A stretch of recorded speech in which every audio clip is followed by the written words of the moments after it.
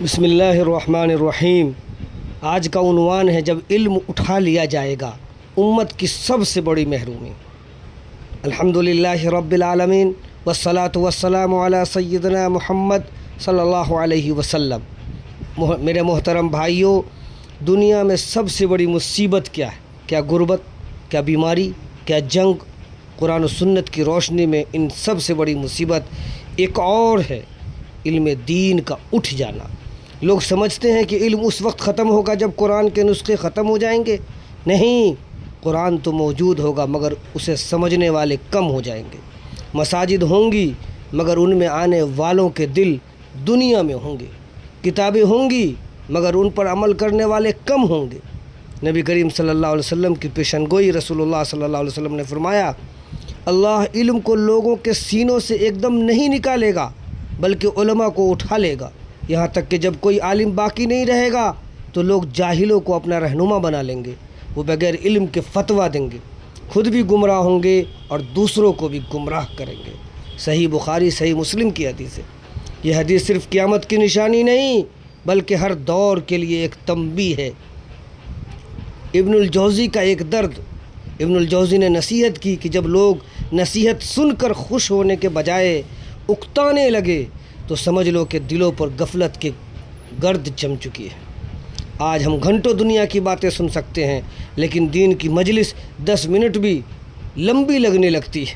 یہ صرف وقت کا مسئلہ نہیں، دل کا مسئلہ ہے۔ ایک خاموش سوال سوچو، ہم اپنے بچوں سے پوچھتے ہیں امتحان میں کتنے نمبر آئے، لیکن کتنے والدین یہ پوچھتے ہیں کہ آج تم نے قرآن کی کون سی آیت سمجھی؟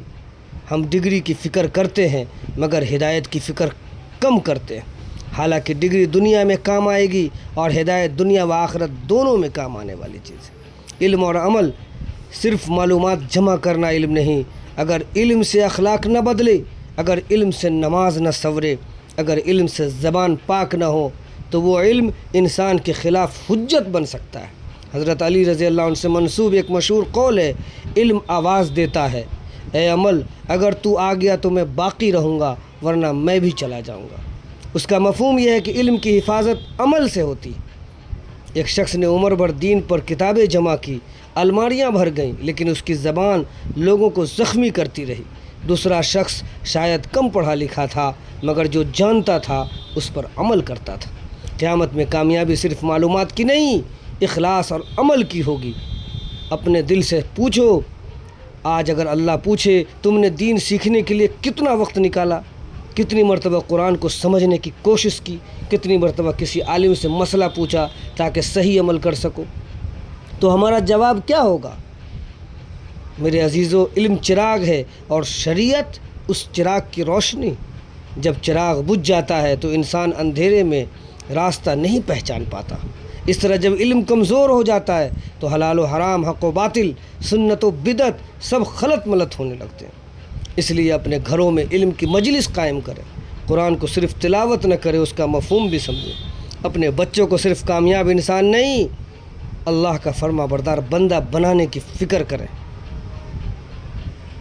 ذرا سوچئے، دل کیوں سخت ہو جاتے ہیں؟ وہ گناہ جو آنکھوں سے آنسو اور دل سے خشوع چھین لیتے ہیں۔ آج میں آپ سے ایک ایسا سوال پوچھتا ہوں جو شاید آپ کے لیے بھی اپنے آپ سے نہیں پوچھا۔ کیا وجہ ہے کہ قرآن وہی ہے، اذان وہی ہے، مسجد وہی ہے، رمضان وہی ہے مگر دل پہلے جیسے نہیں رہے؟ کیوں آج قرآن پڑھتے ہیں مگر آنکھیں نہیں بھیگتی؟ کیوں نماز پڑھتے ہیں مگر دل نہیں جھکتا؟ کیوں موت کی خبر سنتے ہیں مگر چند لمحوں بعد پھر دنیا میں گم ہو جاتے ہیں؟ اس کا جواب قرآن دیتا ہے۔ اللہ تعالیٰ فرماتا ہے، پھر اس کے بعد تمہارے دل سخت ہو گئے، بس وہ پتھروں کے مانند بلکہ ان سے بھی زیادہ سخت ہے۔ سورہ بقرہ کی آیت کا ترجمہ۔ ذرا غور کیجئے، اللہ نے دل کو پتھر سے بھی زیادہ سخت کیوں کہا؟ کیونکہ پتھر سے تو کبھی چشمے پھوٹ نکلتے ہیں مگر بعض دل ایسے ہو جاتے ہیں کہ ان سے توبہ کے آنسو بھی نہیں نکلتے۔ جب تم اپنے دل میں عبادت کی لذت نہ پاؤ تو سمجھ لو کہ دل کے دروازے پر گناہوں کی گرد جم چکی ہے۔ یہ جملہ ہر مسلمان کو اپنے دل میں اتار لینا چاہیے۔ عبادت بوجھ کیوں لگتی ہے؟ قرآن مشکل کیوں لگتا ہے؟ کیونکہ دل بیمار ہو چکا ہے۔ رسول اللہ صلی اللہ علیہ وسلم نے فرمایا جب بندہ گناہ کرتا ہے تو اس کے دل پر ایک سیاہ نقطہ لگ جاتا ہے، اگر وہ توبہ کر لے تو وہ نقطہ مٹا دیا جاتا ہے، اور اگر گناہ پر قائم رہے تو وہ بڑھتا رہتا ہے یہاں تک کہ پورا دل ڈھانپ لیتا ہے۔ سوچئے، گناہ صرف اعمال کو خراب نہیں کرتا، دل کو بھی سیاہ کر دیتا ہے۔ ایک خاموش حقیقت، ہم کہتے ہیں دل نہیں لگتا، مگر کبھی یہ نہیں سوچتے کہ دل کیوں نہیں لگ رہا۔ ہو سکتا ہے کسی کی دل آزاری کی ہو، کسی کا حق مارا ہو، والدین کو دکھ دیا ہو، غیبت کی ہو، جھوٹ بولا ہو، اور ہم چاہتے ہیں دل پھر بھی نور سے بھر جائے۔ حضرت حسن بصری کا قول ہے، حضرت حسن بصری فرمایا کرتے تھے گناہ پر گناہ دل کو مردہ کر دیتا ہے اور اطاعت دل کو زندہ کر دیتی ہے۔ دل زندہ ہو تو انسان رات کے اندھیروں میں بھی اللہ کو یاد کرتا ہے، دل مردہ ہو تو مسجد میں بیٹھ کر بھی دنیا کے خیال آتے رہتے ہیں۔